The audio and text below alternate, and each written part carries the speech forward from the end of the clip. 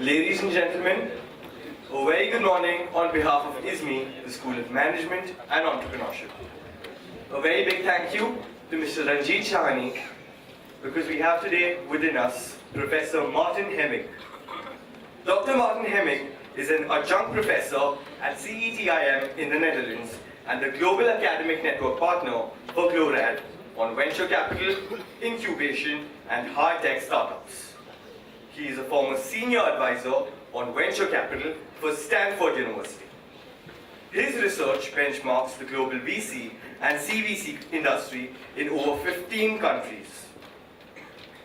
He has lectured and conducted research at Stanford University, UC Berkeley, INSEAD, UniBW Munich, ETH Zurich, and China's Peking University, in addition to India's IITs, IIMs, and ISB.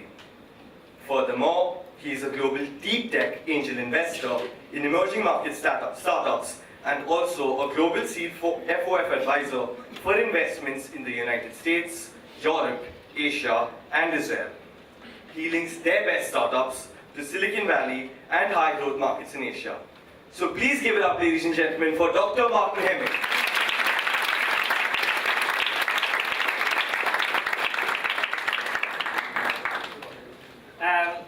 I hope you all can hear me in the back. I just flew in around 3 o'clock this morning, but you know I'm on steroids whenever I am here with entrepreneurs and students. This marks my 15th year coming every year, an average twice, to India. I just came out of Singapore, which marks my 41st year, every year in Singapore. Same for the rest, several countries of Asia. So being a Swiss national, and Switzerland being a small country, by default, we have to be global born day one. If not, we're not going to make it. And so I have an electronics engineering background, so I worked half of my business mature life in industry. My first job as an engineer was 40 years ago in Japan. Not because I was sent there, because I traveled the world. After I graduated, I was winning a national award, took the money, traveled the world. My colleague, who was the second winner of Switzerland, his dad was a banker. He put the money to the bank. Today we have drinks, and he totally regrets that he always stayed local, kind of, at least within Europe, while I conquered the world. So I also was in different companies after Japan. Japan was booming like China in those days. And then I go like, wait a minute. So since Japan was booming and I was in Japan, so English is my third language, Japanese is my fourth language, as an example. So I went back and started working in global companies again. And it's not being, I call it the giants of the Siemens of the world. I prefer the mid-sized companies that the Swiss need to be global anyway. So I was in companies which had a market share in Asia of about 40%. I call it rich in niche. These were not companies that were very young, very mature, very deep technology, but technology being global. I went on and down, later went to the US, California for my follow-on degrees, and I ended up, as you have heard the rest of it, the last 17 years specializing on the globalization of venture capital, corporate venture capital, startups going global, on collaborative innovation between startups and corporates. And that's part of the discussion we should have today. And I can tell you up front, and you can see from the type, going global. So from local, going global. And then also leveraging, you know, I call it rural India in some ways. And one of our panelists is my experiences in India. I've done a lot of this. I've been an angel investor. Hopefully I can share some stories today. One of them is Pankaj on the panel today with Lead Invent. I'm not going into the details today. I usually write the first check before anyone else. I don't care if the papers are made or not, because I believe in the people and what they do. The key thing is, if they don't have early on, and if I cannot convince them early on day one, to be a born global startup, and keep all your engineering as much as you can here in India, leverage that talent advantage. and the cost advantage. But the more tech you are, and that's a difference to a service business. Service is a lot of more local business. Tech business, I remember 10 years ago, when I started investing in Indian entrepreneurs, I had no competition from an investor's point of view. Why? Because the Indian angel investors were so risk averse. I go like, it's impossible. So I can cherry pick the very best, and I had no competition. But the funding was global. Born, day one. Unprecedented by design. 1/3 Europe, 1/3 Asia, and 1/3 US. By design. And everybody in the valley said to me, Martin, that's stupid. You know, angel investors want to be close to the entrepreneurs. You guys are so valley-centric. You don't understand that innovation is global, and I have to take them global. And my angel money is either ultra-patient Swiss money that can wait for 10, 15 years, because my startups will take about 10 years, some of them 14 years to exit. I don't care. As long as they can move the needle and have an impact either dramatically on the environment or disrupting completely the entire global industry and or having a significant impact on society, being this through education or being this through life sciences to save lives and improve lives. So that's a little bit as a backdrop before I start diving into this.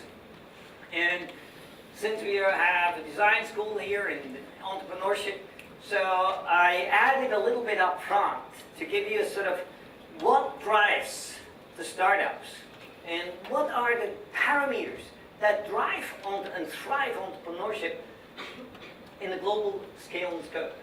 So, being a Swiss, right, it's a Swiss Army knife, a bit modified, of course, design, right? So, creativity, flexibility, the quality, don't compare Indians. I have the hardest time. You want to be global, you cannot have an Indian quality standard. And Pankaj and others, entrepreneurs who have done it globally, they will tell you, if you start thinking being an entrepreneur on day one going global, your benchmark is your competition and colleagues overseas. So you have to apply the same standard. And you can only understand this when you go physically out there. And I plug these guys in if they haven't done this by themselves before, to get that sense of understanding. Genuine. It's almost engraved in stones with my startups. Deep discussions up front. In India and in China, I'm spending about 2 months here for the last 15 years, also in China, about 4 to 6 weeks here in India for the last also 13, 14 years. And I'm always shocked, and I need to re-educate my entrepreneurs, if they have already that mindset, is never ever take a bribe and never ever pay it for a bribe. And I will be very, as an outsider, if that happens, if we can only get the project done if we pay a bribe, I'll go to the chairman. And that guy's fired. For sure. And it's the same thing in government. So, if you want to do business international, where you need US government approvals, or you even serve, US government or European governments, if they find out that you have been bribing, you're done. No business. You better stay local, right? So that's a very early message. Even if you think this is standard pattern, that's just business practice, don't go for it. If you want to be a global player at the end of the day. Anyway, so international and then long term. That is true not only for tech entrepreneurs, it's also true for investors. I've been training hundreds and hundreds of venture capitalists around the world. Hundreds corporate venture capitalists. And I'm coming back to this, that corporate venture capital is very key going today and going forward for any of the tech entrepreneurs. Because if you have a corporate venture investor in, there's a 2.5 times higher likelihood that you will be an international company through them. Not because of an investor, because they know the market and they may even be your launch customer or one of the big customers. Anyway, so one thing quick on innovation is in the Western world, and I remember this, I've been for 40 years in Asia, and I was not a baby at the time. So it tells you you my age. Technological innovation is typically IP-driven, patent-driven, it's measurable. And then, however, you have technology innovation, product innovation, and you have process innovation. Oh, the Chinese have become very good at this, I can assure you. And then you have business model innovation. I give you a quick insight on this. Looking back the last 15 years when I come on this mission to Asia, the Asian have been, I call it, this is my innovation pyramid here, basically this one. The fundamental is the technological innovation. Then you have product innovation, process innovation, you have business model innovation. So that's my innovation pyramid. The Asians in the past, when it comes to startup, in Asia, it was predominantly business model innovation. Right? Taking an existing model from somewhere else, you modify it, and then put the local touch to this, and it's more of a business model play executed on some ideas that exist already. It's a research not been published yet, but it's an interesting one, so I give you, you're lucky guys, you're only the second people I'm telling you an upfront results. We looked at the 110 unicorns around the world that already exited. And we looked at what are the patterns? Are there some patterns? Here's the key. So, of those unicorns that exited, some of them like Groupon, and some of them came down. And the ones who stayed, so what differs the different unicorns? That not only become a unicorn because they got a lot of investments, but that they sustained post-IPO. It's interesting. The top ones had a combination of 3 of the 4. But most importantly, everyone had a business model, every single one had business model included. And it doesn't matter in which combination you had it. The second best ones that made it, the ones who made it to a unicorn, had at least 2. And always a business model innovation on top of it. So that's a very key thing. It's not just a copycat and business model. Business models themselves are relatively easy to copycat. Right? Then it's all about scalability and pricing and so on and so forth. That's not that much fun. So you have to have at least 1 or ideally 2 others to really make it. And that's what I'm looking for. When I invest in startups, that's the base for it. So, what else? This is quick. Just drivers of innovation and corporate venturing, because corporate venturing means what? It's not only an investment, it's collaborative innovation with corporates. And so, that's why I'm looking at it. It's the mega innovation trends. There are lots of them. I'm not going into the details today. Digital shifts and technology, massive, that drive that innovation. The Y generation, mobile broadband, just to mention a few of them. On the other hand, you have global venture capital. When I did the first research on the globalization of venture capital, where I published 600 pages on this, a book on this, even the US, during the dot-com boom, they said there's no such thing as the globalization of venture capital. This is Silicon Valley, that's the epicenter. Berkeley didn't support me, Stanford didn't support me. You know what? I walked away from both schools, figured out the funding to do a 2 years piece of research around the world, and in the meantime, dot-com crashed. The first guys hired me was the National Venture Capital Association. Can you train us how to go to Asia? The emerging markets. That was one of it. The second one was Berkeley. Can you teach the international module in the Venture Capital Executive Program for us at the business school? And interesting, when the chairman, the president of the Venture Capital Association called me up and said, Martin, we are sorry, we didn't support you, we didn't believe. But now, with the dot-com crash, the venture capital industry flat on the ground, maybe the globalization, there's something behind it you did, and you're the only guy in the world who has done it now. So they hired me. I said, I'm not coming to the East Coast. I will only do it on the West Coast. I'm not out there, I'm not flying the East Coast. So they set up at Sand Hill Road at the Quadras, 3 years in a row, 2 trainings program per year. Later on, my last ones were how to go to China, how to go to India. So, even if 6 professors and the dean tell you it's a nonsense, as an entrepreneur, you know what? These guys may be wrong too. Yeah? Sometimes I'm wrong too, but I'm more wrong. I do a lot of predictions. I review predictions every year up to 10 years back. How right or how wrong I was. Typically, interesting.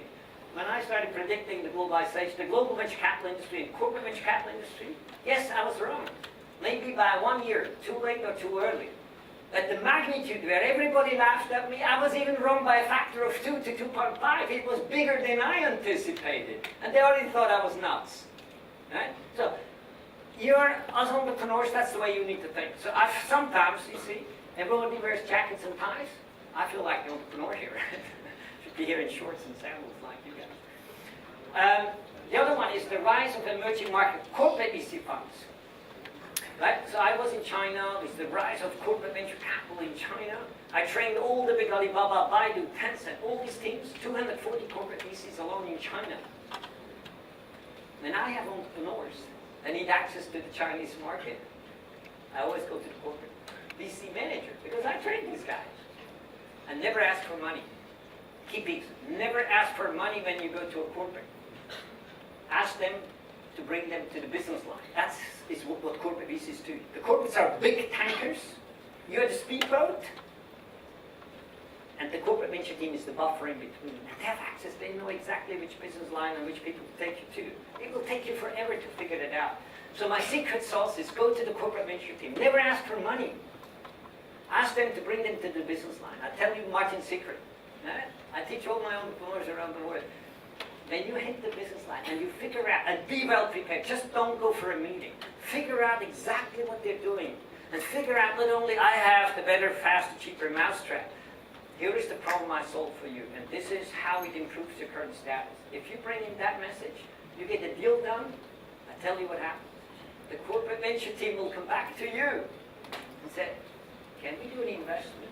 And I tell you what, it's not a valuation question anymore. If you only ask for money, it's about a battle on valuation at the end of the day. So that's a very key message. I wanted to make sure you understand this in this room.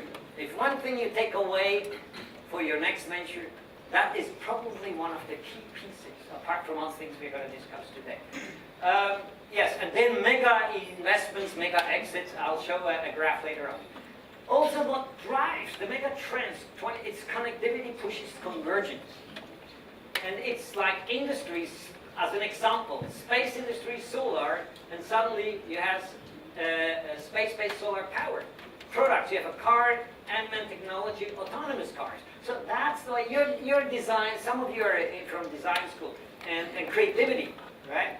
This is what you need to understand. It's not a faster, better, cheaper mousetrap. It's understanding the underlying mechanisms that drive all this. And technologies like building technology, smart automation, you have smart home hubs and whatever.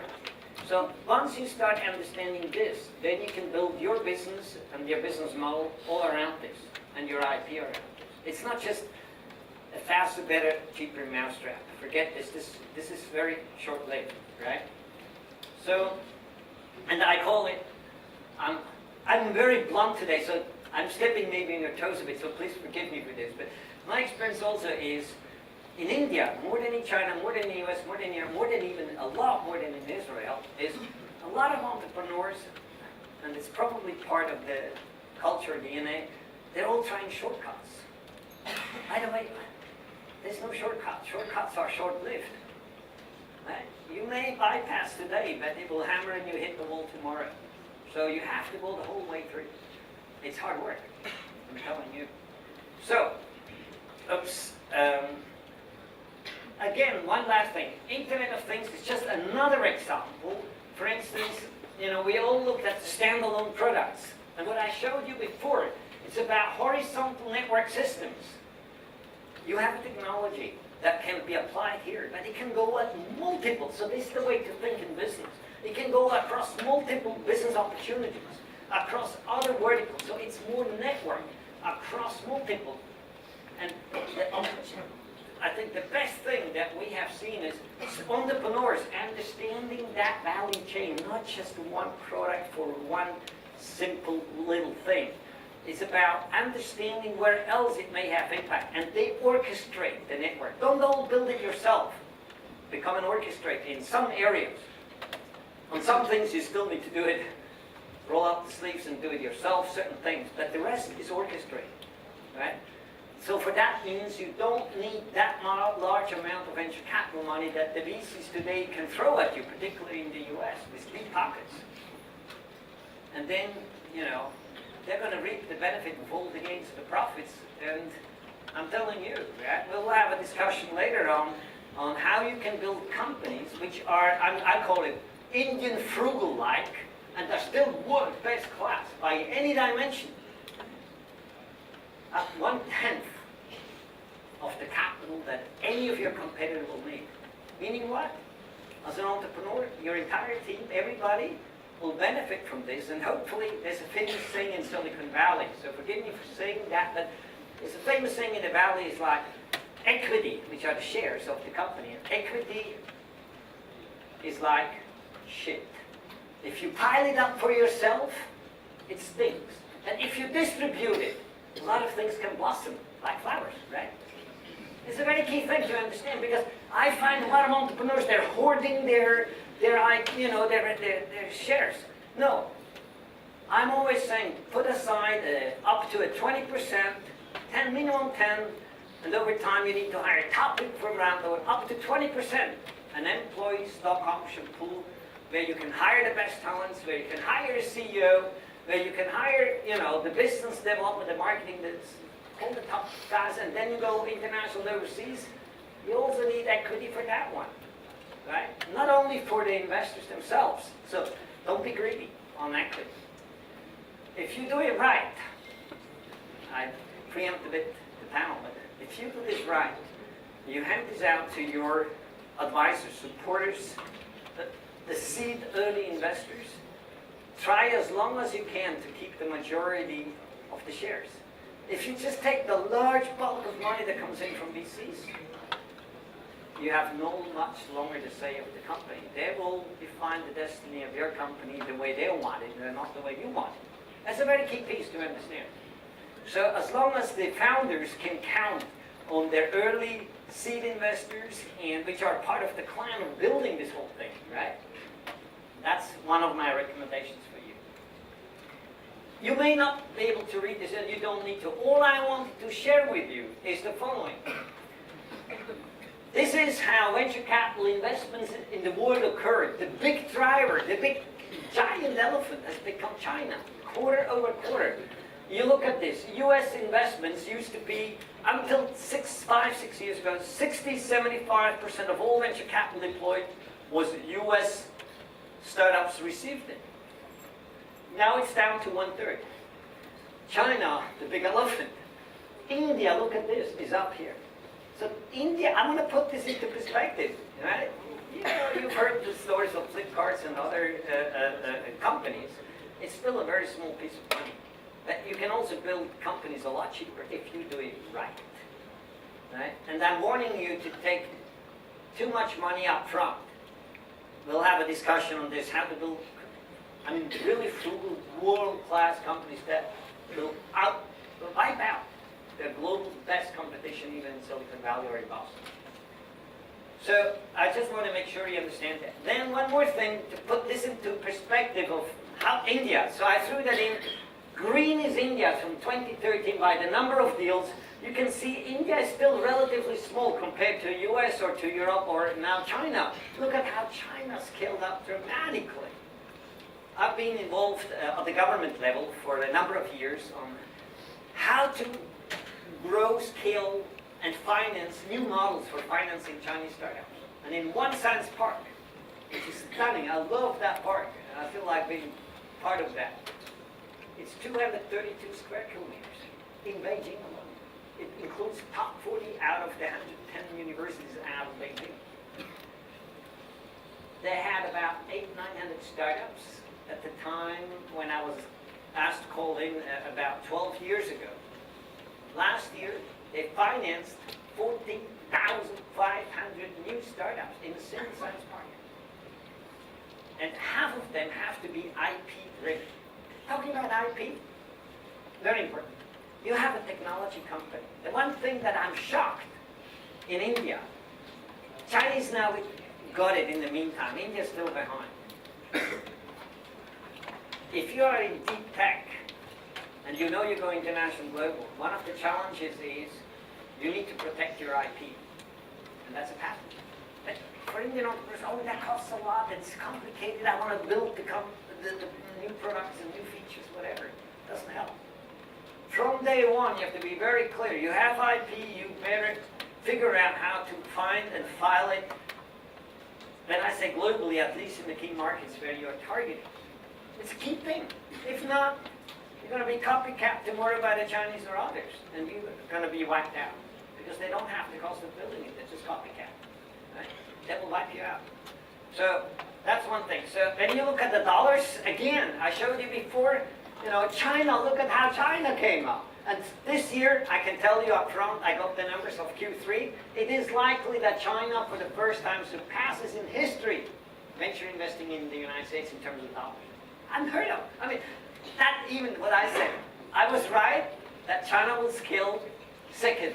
I didn't think they were surpassing the United States at that scale. That's a prediction I made in 2010 already, because I was deeply involved for many years also in China. And a little side note, so just in comparison, in terms of amounts raised, US, China, Europe, India, that's roughly about, in 2017, I'll do the new one in Q1 for the 2018. But that's pretty much what it looks like, and then you have the other countries. So it's those 800-pound gorillas, the top two, and the rest falls off, almost, right? That's 80 to 85% of the world are just those two nations in terms of dollars. And then you see the same thing in number of deals. It's US, China, Europe, and so on and so forth, by number of deals, right? And then India comes to sort of like fifth, sixth, way down compared to... So the reason I show you this, you have to put this into perspective to the rest of the world. You're a global entrepreneur, you're competing for financial resources, you're competing for markets, you're competing against whatever it is, and it's a global benchmark. That's what I want to make sure. You walk out of here, either you stay local, and that's fine. They need service business, whatever. But if it's deep tech and technology, whatever it is, you have to benchmark this early on. And here, just a few numbers, just very quick. This is, I just got the latest data until Q3 from India. The yellow part is venture capital below 20 million investments. The grayish are the huge amounts that go into 20 million and beyond round deals, right? Which is later stage, growth stage type of investments. And that's what it looks like in India over the last few years, right? And so, until Q3, the very latest, you may not even know this, even if you're Indian. I just deliberately asked the people to get me the data. It's 339 deals with 1.3 billion for the earlier stages, and it's 44 deals on 3.3 billion. So these are like investing in unicorns or gonna be unicorns at very large scale. Right or wrong unicorns, I don't have time to debate this. Some of them deserve to be called unicorn, and some of them should not be having that high investment to end up a unicorn. You will see a lot of casualty coming up in the next 2 years. It's another prediction, I guarantee you. I keep all the numbers and all my predictions. I'll let you know. Put this once more into perspective. Silicon Valley, Beijing, New York, Shanghai, in terms of unicorns and in terms of number of deals, alone 12,000 alone in Silicon Valley in 2012 to 2018, first half. You put Europe into perspective, entire Europe was 28 unicorns. Oh, why is it? India. And then I have India with 11 unicorns. It's at the size roughly of Shanghai in terms of unicorns, and it's slightly, it's smaller than the city of Beijing. Let's put this into perspective. Right? Remember that science park alone? And there are several science parks and a lot more venture startups in Beijing. So there's nothing wrong or whatever. But on the global scale, you still have New Delhi, Bangalore among the top 25. So it's there, and it's growing. And I'm glad to see this eventually. Good. Another thing, quickly, unicorns. That's the only slide I put on unicorns. I have separate sessions only on unicorns. This is the latest one. It looks like in year over year over year. You can see the yellow-orange ones are B2C businesses. A very Indian phenomenon, by the way. The very large bulk is why? I don't have time today, but it's an emerging market phenomenon. They start off in late stage services, B2C, and then they go earlier stages. When they reach early stage, then VCs will invest in tech, very late stage, lower risk, no tech risk, no market risk, no management risk. These are the three major risks and scaling risks. And then over time they come down. So I think India is about, in the process, I see now, I talk to a lot of VCs, now they're raising funds to do more tech. I mean, really tech. They won't call themselves tech, it's not really tech, trust me. Right? And so anyway, that's just another thing I mentioned earlier is the emergence of corporate venture capital. 18% now Q3, I don't have the slide yet, but I just got the numbers yesterday. Now it's 19% into Q3 in this year is corporate venture deals. That means around the wood, 19% have a corporate investor, at least one among other investors, VCs in. However, if you look at the pool of money that those 19% gets invested in, it's 47% of the entire capital that has included at least one corporate VC. Now you see the point I'm making, how important they are? One is the capital they can deploy, but they're going to be they bring you to their suppliers to get your technology embedded in there, or they will test out in their labs together with you your technology, or they may be your launch customer, or they bring you international. They may invest in you, and you know what? There's a good chance they're likely to acquire you, right? Indian challenges, entrepreneurs sell way too early. Build bigger companies. I'm coming back to this in a minute. So corporate venture is key. Looking at exit. So if I invest as an investor, I want to make sure I can get my returns too. Right? So as soon as you invest as an investor, you think already on exit. And you track it back and you figure out what the likelihood of this venture is going to look like. And these are $100 million exits. Yes, finally you have a flip card. I'll show you another slide. But you look at India has not appeared by any dimension. A lot of investments already happened, that the big exits already are still missing. I think that's one of the challenges in India. And I'm always saying Indians are selling way too early if it's an acquisition. On a global scale, 90% of all startups, when they exit and return money to their investors, are acquisitions. About 10%, it depends on the country. China is much higher in IPOs. Some companies are higher in IPOs, but generally saying it's 85 to 90% as a median across the world, it's an acquisition. Don't sell too early. This is India. Look at this. This is the number of exits, IPO or M&A, whatever. It's more M&A than anything else, but of venture-backed startup. And then you see this massive rise here. And that is Flipkart. So, I have a prediction which I showed in other countries. We call it the 30 dozen, that's the way I call it. You get a dozen Flipkarts, the money will come from all over the world at scale. And then a lot more investments in tech will happen. I don't have time to go into this, but I wanted to show you this. This is finally we have one of those mega exits, but India needs another dozen to either IPO or acquisition. That's what I showed you, the $100 million exit club before. It needs to appear on the top 10.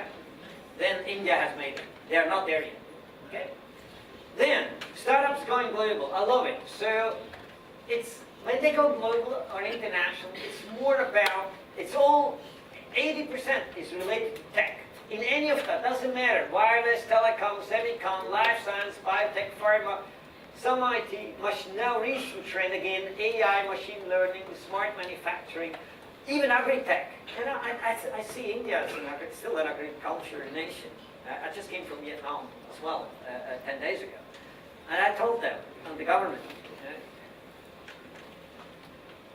look at where your strength is in your nation, from your ecosystem, from an industry point of view, also from an educational point of view. What are your top resources and where is your market? That's where you can gain the expertise. So agri-tech, I can see some of it also may be likely for India in some parts.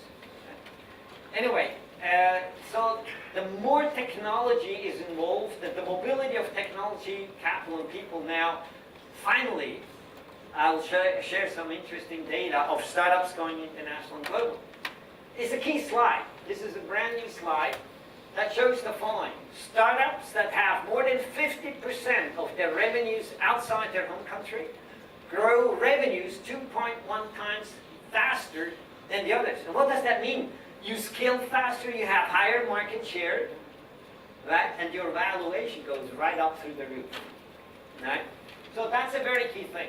And now, this is not published, but I thought I'll share this with you. I shared this in Vietnam and in Singapore this week. Foreign exits, that means you're an Indian entrepreneur. Your company gets either acquired by a foreign corporate. You may still have your operation here. You may serve other countries, but your main brains are still here. Or you have an IPO on not at the Bombay Stock Exchange, but maybe in Singapore or NASDAQ or Hong Kong, or clean tech can be Europe, somewhere in London or somewhere in Europe. FinTech or pharma biotech, Switzerland, medtech. Switzerland is very strong. It's a great alternative. It's a fantastic environment too. So think of exiting also internationally, particularly if you are one of the companies having more than 50% sales overseas, which my startups generally have.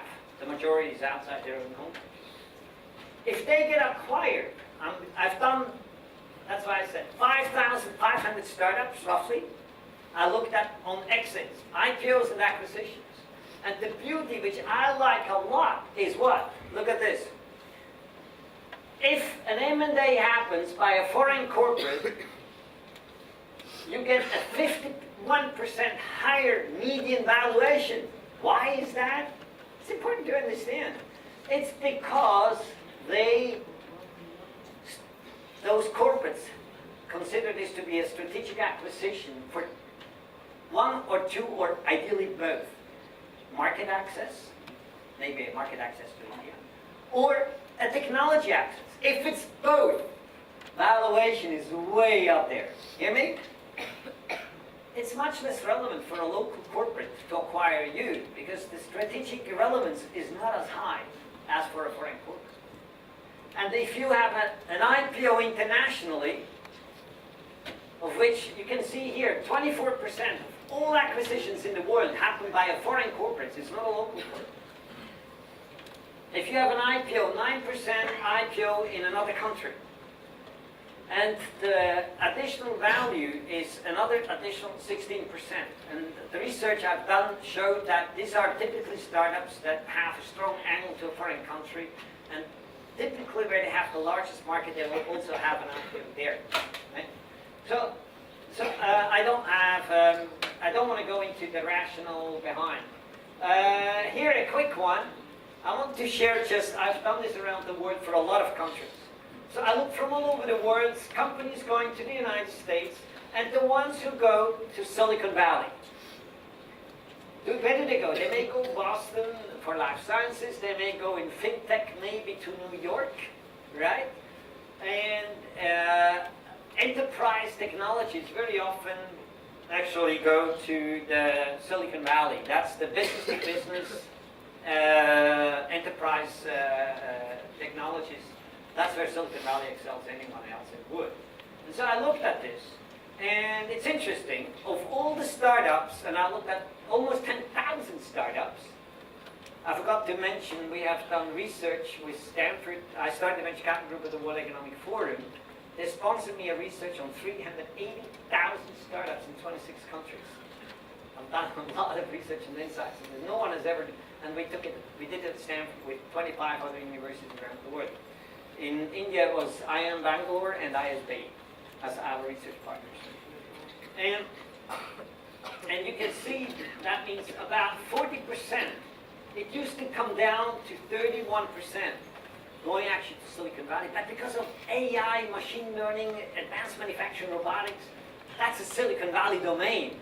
It just, for the first time in 2018, 40% of the startups are now targeting Silicon Valley again because of this particular capability. And I believe Indians' brains have a very high potential to also make that. And if it's in that domain, you probably want to start. I'm coming back to the timing of this. If you look at this graph, it's only look at the colors, doesn't matter. from Europe, Israel, China, India, Japan, where they go, when do they go to Silicon Valley? When? I just carve out the valley, I can do any other geography. But it shows you that about 80-90% go in revenue, pre-profit. So you hit the market, and my research, this is Martin's secret sauce, not published yet.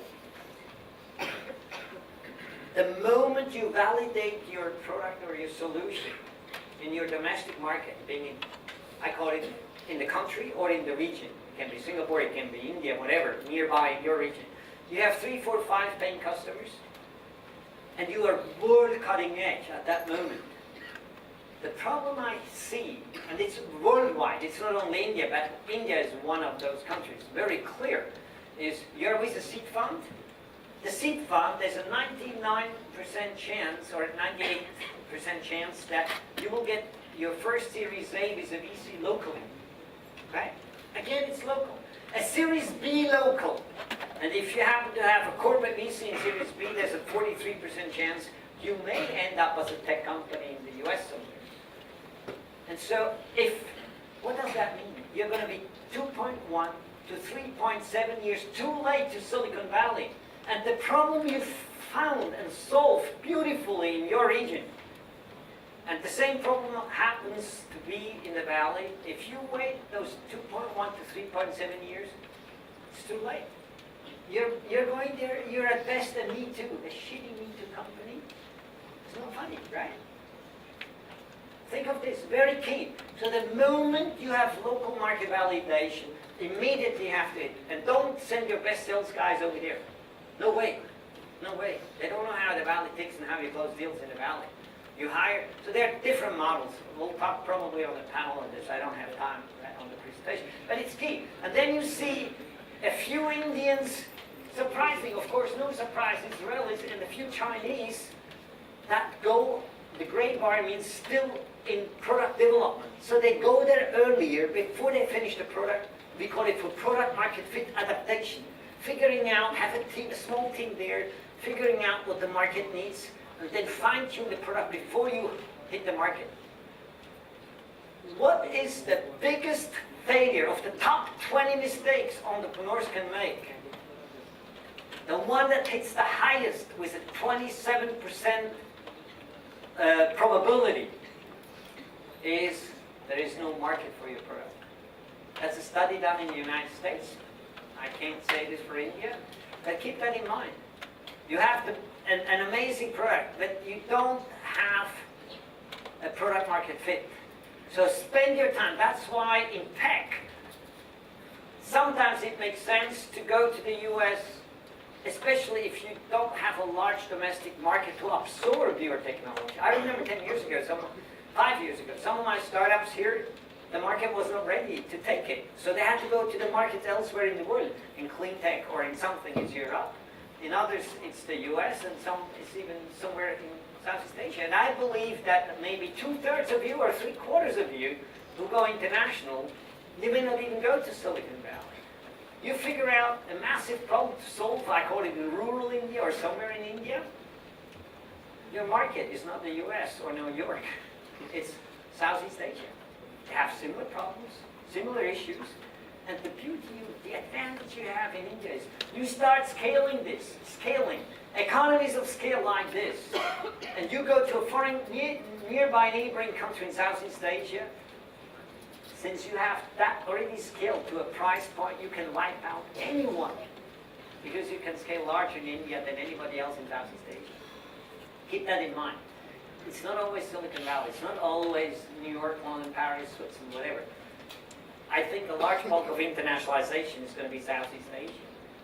And then one thing, if you finance, I'll give you a quick idea, only very quick. I have not included India in this yet. Is if you have a company, for instance, in New Zealand, that's an extreme case, and Taiwan, Singapore, Japan, and US, in a series A with pre-money valuations, look at the difference in valuation of exactly the same software companies, right?